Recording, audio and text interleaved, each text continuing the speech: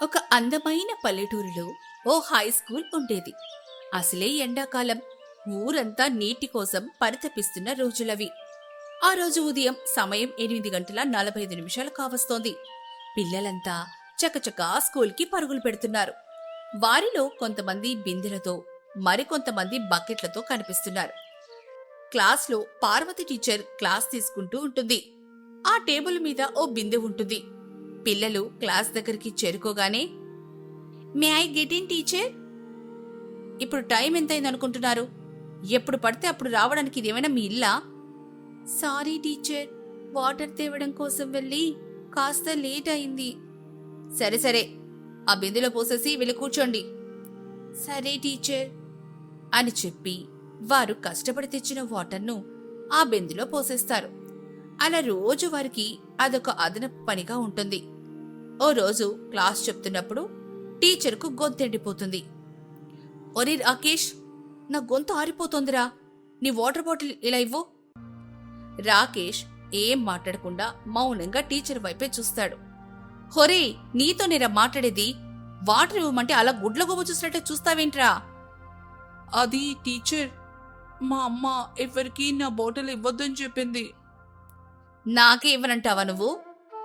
అది టీచర్, ఎవరింట్లోనూ అంత వాటర్ లేవు కదా, అందుకే నీ బాటిల్ నువ్వే తాగు, ఎవరికి ఇవ్వద్దు అని మా అమ్మ చెప్పింది టీచర్. బావుందిరా. మీ అమ్మ నిన్ను చదువుకోవడానికి పంపిస్తుందా, లేదంటే నీళ్లు దాచుకోమని చెప్పడానికి పంపిస్తుందా? ఏమో టీచర్, నేను మాత్రం నా బాటిల్ ఇవ్వను. అమ్మ పడవా, నేను బాటిల్ అడిగితే ఇవ్వవా అని వాడి దగ్గరికి వెళ్లి బెత్తంతో వాణ్ణి కొడుతుంది. ఆ తర్వాత అతని దగ్గర నుంచి బాటిల్ తీసుకొని తన దగ్గరే పెట్టేసుకుంటుంది. ఒరేయ్, ఇక్కడి నుంచి నువ్వు నీళ్లు తీసుకుని రావడమే కాదు, నీ బాటిల్ కూడా నా దగ్గరే పెట్టెళ్ళాలి, లేదంటే ఎగ్జామ్స్లో నిన్ను ఫెయిల్ చేసేస్తాను సరే టీచర్ అని చెప్తాడు. ఇక ఆ సాయంకాలం ఇంటికి వెళ్ళిన తర్వాత రాకేష్ తల్లి, ఒరే ఏంట్రా చేతులు అలా కందిపోయాయి, ఏమైంది అమ్మా, ఈరోజు స్కూల్లో అని జరిగిన విషయమంతా చెప్తాడు. అదేంట్రా, మీ టీచర్కి ఇదేం మాయరోగం? మీ దగ్గర నుంచి బాటిల్ తీసుకోవడమేంట్రా, మీతో నీళ్లు తెప్పించుకోవడమేంటి? ఏమో అమ్మా, అలా చేయకపోతే మమ్మల్ని పరీక్షల్లో ఫెయిల్ చేస్తానని చెప్పింది. అసలు ఆమె టీచరేనా? పిల్లలకు చదువు చెప్పాల్సింది పోయి పనులు చేయిస్తుందా? ఉండు, నేను స్కూలుకొచ్చి మాట్లాడతాను అసలు. వద్దమ్మా, మొన్న వందన వాళ్ళ అమ్మ ఇలానే వచ్చింది. ఆ తర్వాత నుంచి స్కూల్లో వందనను రోజు ఏదో ఒకటి అంటూనే ఉంది. మరి ఎలా రా ఇలా అయితే మేమే ఏదో ఒక ఉపాయం ఆలోచిస్తాంలేమ్మా అని తల్లితో మాట్లాడుతూ ఉంటాడు. మరుసటి రోజు ఉదయం యథావిధిగా స్కూల్కి నీళ్లు తీసుకుని వెళ్తాడు. అలా వారం రోజులు గడిచిపోతుంది. ఓ రోజు లంచ్ బ్రేక్లో పిల్లలంతా అలసిపోయి చెట్టు కింద కూర్చుంటారు. రారా గోపి, రా, భోజనం అయిందా? ఏమి తినడమో ఏమోరా, టీచర్ వాళ్ళ ఊళ్ళో నీళ్లు రాలేదని ఈరోజు నన్నే తీసుకురమ్మని చెప్పిందిరా.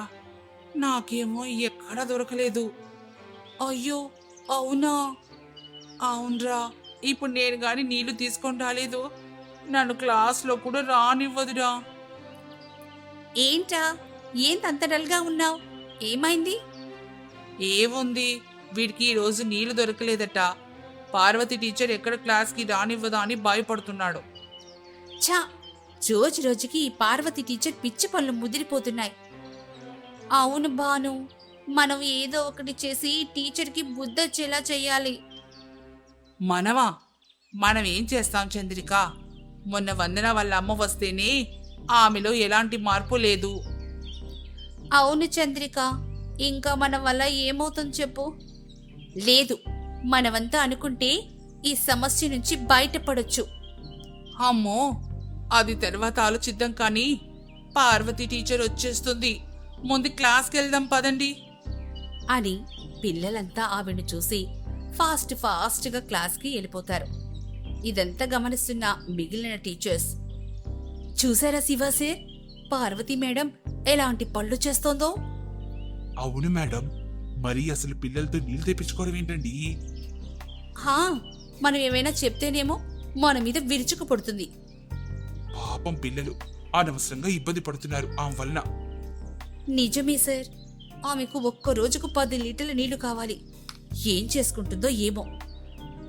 ఏంటి మేడం, 10 లీటర్ల నీళ్ళా? ఇప్పుడున్న పరిస్థితిలో ఆ నీళ్లు చక్కగా 2 కుటుంబాలకు సరిపోతాయి మేడం. అదే కదా సార్, ఆ పిచ్చి పనులేంటో ఎవ్వరికి అర్థం కావడం లేదు. సరేలే మేడం, మనం మాత్రం ఏం చేయగలం? పదండి క్లాస్కి వెళ్దాం అని వారిద్దరు కూడా క్లాస్కి వెళ్ళిపోతారు. అలా స్కూల్ మొత్తం ఆమె గురించి రకరకాలుగా మాట్లాడుకుంటూనే ఉంటారు. పిల్లలు కూడా సమయం దొరికినప్పుడల్లా ఏదో ఒక స్కెచ్ వేస్తూనే ఉంటారు. ఓ రోజు, హొరే, మీలో ఎవరైనా రోజు వాటర్ తీసుకురాలేదో క్లాస్కి రానివ్వను చెప్తున్నా. మేమెందుకు మేడం రోజు మీకు వాటర్ తీసుకుని రావాలి? మాకే ఇంట్లో వాటర్ ఉండడం లేదు. ఏంటి నోర్లేస్తుంది? మీకున్నా లేకపోయినా సరే, నాకు మాత్రం నీళ్లు తీసుకురావాల్సిందే. అది కాదు మేడం. ఆవిడతో నీకెందుకు? అలా గట్టిగా చెప్పడంతో పిల్లలు వణికిపోయేవారు. ఇంట్లో నీళ్లున్నా లేకపోయినా సరే టీచర్కి మాత్రం నీళ్లు తెచ్చేవాళ్లు. ఓ రోజు గోపి నీళ్లు తీసుకొని రాలేదు. ఎరా సాయి, నీళ్ళేవి? టీచర్, అది మా ఇంటి దగ్గర ఒక చిక్క నీరు కూడా లేదు టీచర్. లేకపోతే చెరువు దగ్గరికెళ్ళి తీసుకురావాలి, లేకపోతే ఊరి చివర బావి దగ్గరికెళ్ళి తీసుకురావాలి. నాకు ఒంట్లో బాలేదు టీచర్, అందుకే వెళ్ళలేదు. అదంతా నాకు తెలీదు. నువ్వు నీళ్లు తీసుకొని రానందుకు నీకు పనిష్మెంట్ ఇవ్వాల్సిందే. వెళ్ళు, ముందెళ్ళి ఆ గ్రౌండ్లో మోకాళ్ళ మీద నుంచో.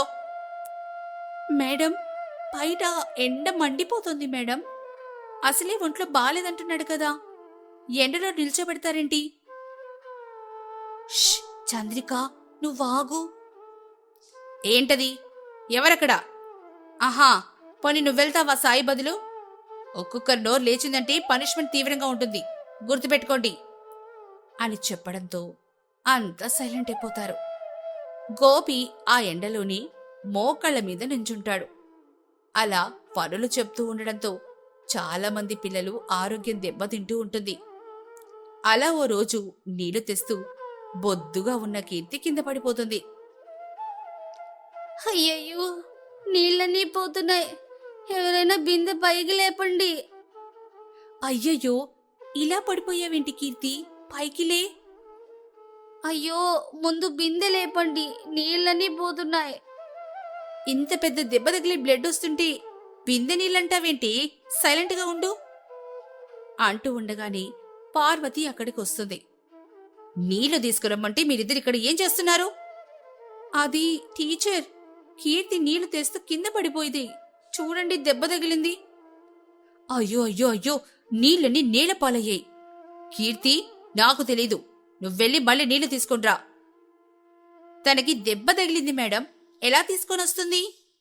అవునా, అయితే నువ్వు తీసుకునిరా. ముందు నా బిందెలు నింపండి, వెళ్ళి అని కసురుకొని అక్కడి నుంచి వెళ్ళిపోతుంది. దీంతో ఈసారి చంద్రిక ఇంకా తన ఫ్రెండ్స్ ఎలా అయినా ఈసారి సమస్యను పరిష్కరించాలని అనుకుంటారు. కొద్ది రోజుల్లోనే స్కూల్ యాన్యువల్ డే ప్రోగ్రాం వస్తుంది. అసే బాను, నా దగ్గర ఓ మంచి ఐడియా ఉంది. దేని గురించే? అదే, మన పార్వతి టీచర్ను మార్చడం కోసం ఓ ప్లాన్ ఉంది. కీర్తి, అవునా? ఏంటది? దగ్గరలో మన స్కూల్ యాన్యువల్ డే ప్రోగ్రాం ఉంది కదా, మనం నీటి నిల్వ అని ఓ స్క్రిప్ట్ చేద్దాం. అప్పుడు మన టీచర్ అర్థం చేసుకుంటుందేమో, ఏమంటారు? మిగిలిన వారందరూ కూడా ఇట్స్ ఎ గ్రేట్ ఐడియా, మనం ఎలాగో మేడంకి ఎదురు చెప్పలేం, సో ఇదే బెస్ట్ వే అలా డిసైడ్ అయిన తర్వాత స్కిట్లో టీచర్ పాత్రలో చంద్రిక విద్యార్థుల నుంచి బలవంతంగా నీళ్లు తీసుకుంటూ వారిని పని మనుషులుగా మార్చేలా నటిస్తుంది. ఇవన్నీ స్కూల్ ప్రిన్సిపల్ గమనిస్తాడు. స్కిట్ అయిపోయిన తర్వాత, నీటి విలువ గురించి చాలా గొప్పగా ప్రదర్శించారమ్మా. పిల్లలు నీటి సమస్య గురించి అర్థం చేసుకోవడం గ్రేట్, కానీ ఇది నిజంగా దొరుకుతుందా అని మాట్లాడగానే పిల్లలంతా ఒక్కసారిగా సైలెంట్ అయిపోతారు. అందరి కళ్ళు పార్వతి టీచర్ మీదే ఉంటాయి. అది ప్రిన్సిపల్కి అర్థమవుతుంది. ప్రిన్సిపల్ ఏమో కాస్త కఠినంగా, పార్వతి మేడం, నిజం చెప్పండి. మీరు వాళ్ళని బలవంతంగా కొట్టారా? నీళ్లు తెప్పించారా? సార్, అప్పుడు ఊళ్ళో నీళ్ళు లేక నాకు మైగ్రేన్ సమస్య సార్. పిల్లల్ని అడిగాను అంతే. అడగడం వేరు, బలవంతంగా తెప్పించుకోవడం వేరు. పిల్లలకు స్కూల్ అంటే భయం కలిగిన స్థాయికి వెళ్ళింది మీ వ్యవహారం. పార్వతి టీచర్ కొంచెం దిగజారిపోతూ గిల్టీగా చూస్తుంది. పార్వతి మేడం, ఇదే మీకు ఆఖరి ఛాన్స్. ఇంకోసారి ఇలాంటి కంప్లైంట్ వస్తే ఊరుకునేది లేదు. Sorry sir. ఆ రోజు సాయంత్రం టీచర్ క్లాస్లోకి వస్తుంది. స్టూడెంట్స్, నన్ను క్షమించండి. మీరు నా వల్ల ఇంత బాధపడుతున్నారని అనుకోలేదు. పిల్లలందరూ ఆశ్చర్యంగా చూస్తుంటారు. తర్వాత టీచర్ వాళ్ళకి చాక్లెట్స్ పంచుతుంది. వాటర్ బాటిల్స్ కూడా ఇస్తుంది. రాకేష్ ఏమో ముసిముసిగా, సారీ టీచర్, మేము స్టేజ్ పైన ఏమైనా తప్పుగా చేస్తే. మీరు చెప్పింది బాగానే ఉందిరా. నేను మనసు మార్చుకున్నాను. ఇక మీదట నీళ్లు నేనే తెచ్చుకుంటా. అలా టీచర్ మారిపోతుంది. స్కూల్ మళ్ళీ పిల్లల నవ్వులతో మారుమోగుతుంది. ఒకప్పుడు బాధ కలిగించిన నీటి బిందె ఇప్పుడు టీచర్ చేతుల్లో ఉండి పిల్లలకే తాగమట్టు అందించబడుతోంది. గురువు మారితే విద్యార్థుల జీవితం కూడా మారుతుంది. కానీ ఒకసారి విద్యార్థులు మారితే గురువు మారడం కూడా సాధ్యమే. జోరుగా వర్షం పడుతోంది. పుచ్చకాయ తోటలో ఉన్న వెన్నెల, హాసిని ఇద్దరు కూడా చాలా భయపడుతూ ఉంటారు. వర్షంతో పాటు ఉరుములు, పిడుగుల శబ్దం బాగా వినపడుతోంది. నాకు చాలా భయంగా ఉంది, అవి ఎక్కడ మన మీద పడతాయో అని. వెన్నెల ఆ మాట అన్నదో లేదో ఒక్క శబ్దంతో పిడుగొచ్చి వాళ్ళ మీద పడుతుంది. వాళ్ళు పెద్దగా కేకలు వేస్తారు. ఆశ్చర్యంగా పిడుగు ఒక పెద్ద పుచ్చకాయ ఆకారంలోని ఇల్లుగా మారిపోతుంది. వెన్నెల, హాసిని ఇద్దరు కూడా అలాగే చూస్తూ ఉంటారు. ఏంటా అదని. పుచ్చకాయ ఇల్లు విచిత్రంగా ఉంటుంది. బయటికెళ్ళి చూద్దాం కదా అంటూ ఇద్దరు కూడా ఆ ఇంటి నుంచి బయటకొచ్చి చూస్తారు. ఒక పెద్ద ఆకారంలో పుచ్చకాయ ఇల్లు ఉంటుంది. దాన్ని చూసి వాళ్ళు భయపడుతూ, ఇదెక్కడి నుంచొచ్చింది? మనం బ్రతికే ఉన్నాం కదా అంటూ ఒకరితో ఒకరు మాట్లాడుకోవడం మొదలు పెడతారు. వాళ్ళకి అది ఎలా జరిగిందో, ఎందుకు జరిగిందో కూడా అర్థం కాదు. ఇంతలోనే వర్షం ఆగిపోతుంది. కళ్ల ముందు ఉన్న పుచ్చకాయ ఇల్లు మాయమైపోతుంది. నాకిదంతా చాలా ఆశ్చర్యంగా ఉంది. ఇప్పుడు మన కళ్ల ముందు జరిగిందంతా నిజమేనా? మన కళ్ల ముందు జరిగిందంతా నిజమే, కానీ ఇది ఎలా జరిగింది అనేది మనకు తెలియాలి అని అక్కడి నుంచి త్వరగా ఇంటికి బయలుదేరుతారు. ఇంతలో వేగంగా ఒక కారు వాళ్ల మీదకి వేగంగా రాబోతూ ఉండగా ఒక్కసారిగా పుచ్చకాయ ఇల్లు మళ్లీ అక్కడ ప్రత్యక్షమవుతుంది. వారు ఆ ఇంట్లో ఉంటారు. వాళ్ళిద్దరూ మళ్లీ భయపడుతూ బయటకొచ్చి చూస్తారు. కారేమో దూరంగా ఉంటుంది. వాళ్ళకి ఏమీ అర్థం కాదు. వాళ్ళు రోడ్డు దాటి పక్కకొస్తారు. ఇంతలోనే మాయా పుచ్చకాయ ఇల్లు మళ్లీ మాయమైపోతుంది. కారు అక్కడుంచి వెళ్ళిపోతుంది. ఇక ఇద్దరు కూడా భయంతో పరుగులు పెడతారు. వాళ్ళిద్దరు కూడా అసలు ఏం జరుగుతుందా అనేది అర్థం కాక ఆలోచిస్తూ ఉంటారు. అప్పుడు హాసిని, అక్కా, నువ్వు బాగా గమనించవలేదు కానీ మనకు ప్రమాదం జరిగేటప్పుడు మాత్రమే ఆ మాయా పుచ్చకాయ ఇల్లు మన మీదకొస్తుందక్కా. పిడుగుపడినప్పుడు, కారు మనల్ని ఢీకొనబోయినప్పుడు ఆ పుచ్చకాయ ఇల్లే మనల్ని కాపాడిందక్కా. అవును, నువ్వు చెప్తుంటే నిజమే అనిపిస్తుంది హాసిని. అది నిజమా కాదా మనం ఒకసారి పరీక్షించి చూద్దామా? ఇంటికి ఒకవైపు నిప్పు పెడదాం. నువ్వు ముందుగానే నీళ్లు పట్టుకొని సిద్ధంగా ఉండు. ఒకవేళ ఆ పుచ్చకాయ ఇల్లు మనల్ని కాపాడకపోతే వెంటనే నీళ్లు పోసి నిప్పుల్ని ఆర్పేయాలి కదా. అందుకు ఆమె సరే అంటుంది. ఇక ఇద్దరు కలిసి నిప్పుని వెలిగిస్తారు ఆ ఇంటికి. నిప్పు కొంచెం కొంచెం మండుతూ ఉండగానే ఆ ఇల్లు మాయా పుచ్చకాయ ఇల్లుగా మారిపోతుంది. ఆ నిప్పులు ఆరిపోతాయి. దాన్ని చూసి అక్కా చెల్లెళ్ళు ఆశ్చర్యపోతారు. ఆ పుచ్చకాయ ఇల్లు కూడా మాయమైపోతుంది. అప్పుడు అక్కా చెల్లెలిద్దరికీ అర్థమవుతుంది, వాళ్ళు ప్రమాదంలో ఉంటే ఆ పుచ్చకాయ ఇల్లు తన్ని కాపాడడానికి వస్తుందని వాళ్ళకి అర్థమవుతుంది. కాని ఎందుకలా జరుగుతుందో మాత్రం అస్సలు అర్థం కాదు. హాసిని, మనం పుచ్చకాయ తోటికెళ్లే రోజు నీకు రోడ్డు మీద ఒక నెక్లెస్ దొరికింది కదా, అది నువ్వు మెడలో వేసుకున్న దగ్గర నుంచి ఇదంతా జరుగుతుందని నా నమ్మకం. అవునక్క, నువ్వు చెప్తుంది నిజమే. ఈ నెక్లెస్ కి ఆ పుచ్చకాయ ఇంటికి ఏదైనా సంబంధం ఉందా అని ఇద్దరూ ఆలోచిస్తూ ఉంటారు. ఇక హాసిని తన మెడలో ఉన్న నెక్లెస్ ని తీసి నేలకు వేసి కింద గట్టిగా కొట్టగా వెంటనే అది పగిలిపోయి అందులో నుంచి ఒక దేవత బయటకొస్తుంది. ఆ దేవత వాళ్ళని చూసి, మీరు నన్ను బందీ నుంచి విడిపించినందుకు చాలా కృతజ్ఞతలు. నేను ఒక మాయా దేవతను. అది ఒక అందమైన మాయా పుచ్చకాయ నగరం. అక్కడి నుంచి ఒక మంత్రగాడు నన్ను ఈ గొలుసుల్లో బంధించి భూమి మీదకి తీసుకొచ్చాడు. ప్రమాదవశాత్తు అతను మరణించాడు. నేనిందులో బందీగా ఉన్నాను. నేను లోపల నుండి అన్ని చేయగలుగుతున్నాను, కాని బందీ నుంచి బయటకు రాలేకపోతున్నాను. మిమ్మల్ని కాపాడింది నేనే. ఆ మాటలు వింటూ వాళ్ళిద్దరు కూడా చాలా ఆశ్చర్యంగా చూస్తూ కళ్ళు తిరిగి కింద పడిపోతారు. చాలా సమయం తర్వాత వాళ్ళు స్పృహ నుంచి బయటకొస్తారు. బయటకొచ్చి చూసినప్పుడు వాళ్ళు మాయాదేవతతో ఉన్న నగరంలో ఉంటారు. అక్కడేమో పెద్ద పెద్ద మాయా పుచ్చకాయల ఇల్లు రంగురంగుల వెలుగుతూ ఉంటాయి. మనం ఎక్కడున్నాము అంటూ ఆశ్చర్యంగా చూస్తుంటారు. ఇంతలో ఆ దేవత అక్కడికొస్తుంది. నేను మా లోకాన్ని చూపించడానికి మిమ్మల్ని ఇక్కడికి తీసుకొచ్చాను. మా లోకంలో మీరు ఎన్ని రోజులైనా ఉండొచ్చు. ఇక్కడ ఆకలి దప్పిక అనేదే ఉండదు. సంతోషంగా ఉండొచ్చు. ఆ మాట వినగానే వాళ్ళిద్దరూ చాలా ఆనందపడుతూ అక్కడ మొత్తం తిరిగి చూస్తూ ఉంటారు. ఎన్నో రోజులు అక్కడే ఉంటారు. ఆ తర్వాత ఇక్కడ చాలా బాగుంది, కానీ ఎప్పటికైనా తిరిగి మన లోకానికి వెళ్లాల్సిందే కదా. మేం మా లోకానికి తిరిగి వెళ్తాం. మమ్మల్ని అక్కడికి పంపించేయండి. తప్పకుండా నేను మిమ్మల్ని మీ లోకానికి పంపిస్తాను.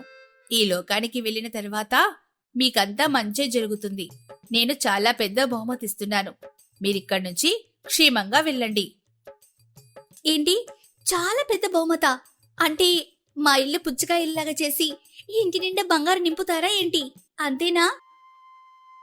ఆ మాట వినగానే ఆమె, నీవు కోరుకున్నట్టుగానే అంతా జరుగుతుంది.